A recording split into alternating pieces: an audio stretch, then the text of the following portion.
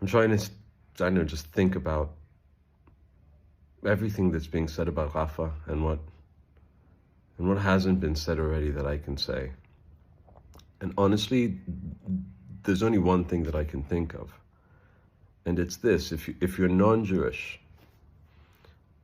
or if you're Jewish and you're questioning what's going on here because you're clueless, or I'm not sure what the reason is, then think about it like this.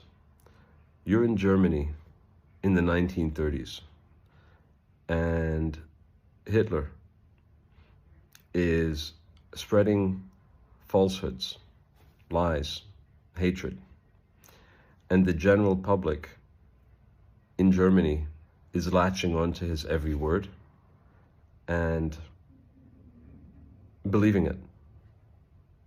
Like literally believing the lies that we now all know that Hitler was putting out there about many things, but specifically as a Jew, about the Jewish people. That was in the 30s. To anyone who is questioning what this war is about, which is really not about Israelis or Palestinians, but is really about a peace-loving people, even though it doesn't look like it to you, a peace-loving people that want nothing but peace and to live in coexistence side by side in peace with its neighbors, are fighting a radical Islamic terrorist regime that, at this stage, rapes and slaughters our people on a regular basis, not just October 7th, but before. October 7th was the worst, but before, for decades, and are actively hiding amongst his people, its people, even while Israel is doing the impossible, even evacuating 1 million Palestinians from the area, which they managed to do. And you're being told that a genocide is being committed. You're being told that we are slaughtering people as opposed to fighting in a war where innocent civilians are being caught up in it because this terrorist regime is hiding behind their people, hoping that their people will get killed so that it will be on the news and it will make you believe what is on the news. You're in the 1930s right now. You're those Germans. And you're being fooled, and you're being played, and you don't know it.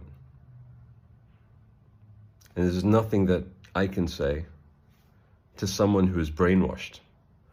The only thing that we can do is fight to survive, even though you don't think we're fighting to survive, is fight to survive, and hope that your realization of what is truly happening, i.e. reality, will be sooner rather than later. And not for us, because we're going to be okay, because we're going to survive, because we know what we're up against. And when you're fighting for your survival, it doesn't really matter what other people think. You've just got to survive. So we'll be okay. Sooner than later for you,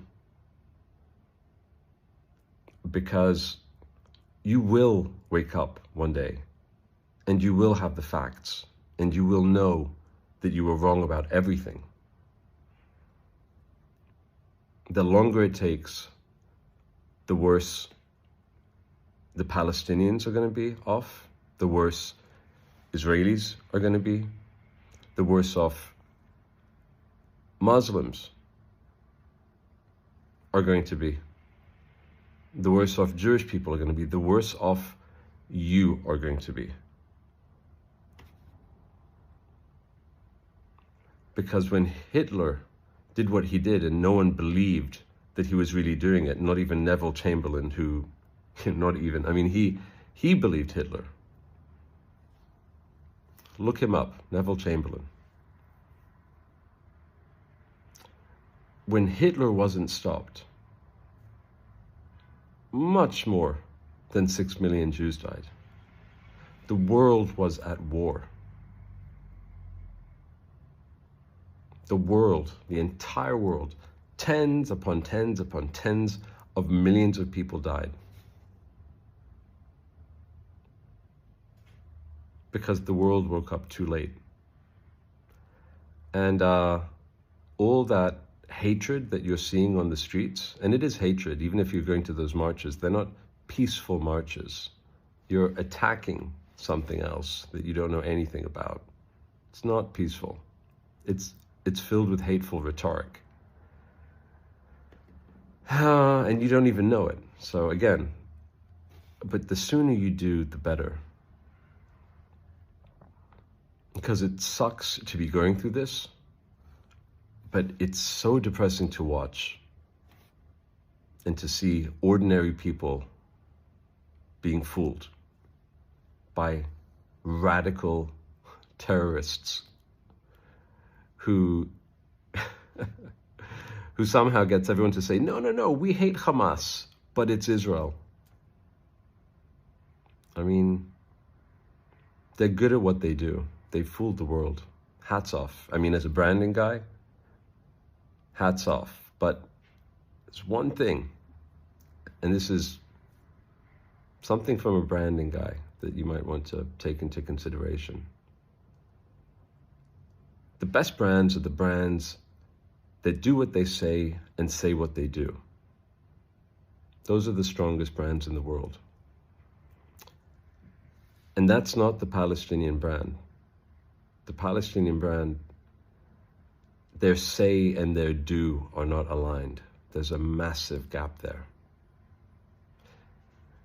And as a branding professional, that says one thing to me, that eventually that brand is going to come crumbling to the ground. Just like many brands who have been caught out. This happened to them. The Jewish brand, the gap between what we say and what we do is pretty small. I mean, we're only human, and we're certainly not perfect, but the gap is small. And that's the reason why we've lasted longer than most other civilizations. And I'm not saying that to be arrogant. I'm trying to just state a fact. We have been around for an exceptionally long time. As a people, and we have to do a little bit of work on our side to make the say and the do to narrow that gap, because you aren't seeing who we are. You think you're seeing who we are, but not really. And that's on us to fix. But it's hard to do that while the entire world, it seems, is brainwashed, and it's very sad to see. But I'm optimistic. I have hope. We've been here before. Our books are filled with stories like these. But the truth wins. And the sooner you know the truth, which you will eventually, you can't see it now, but the sooner you do, you'll see just how badly you've been played by a few people in Iran and Qatar and Saudi Arabia that was.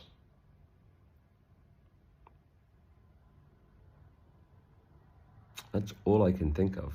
It's the thing that makes the most sense to me.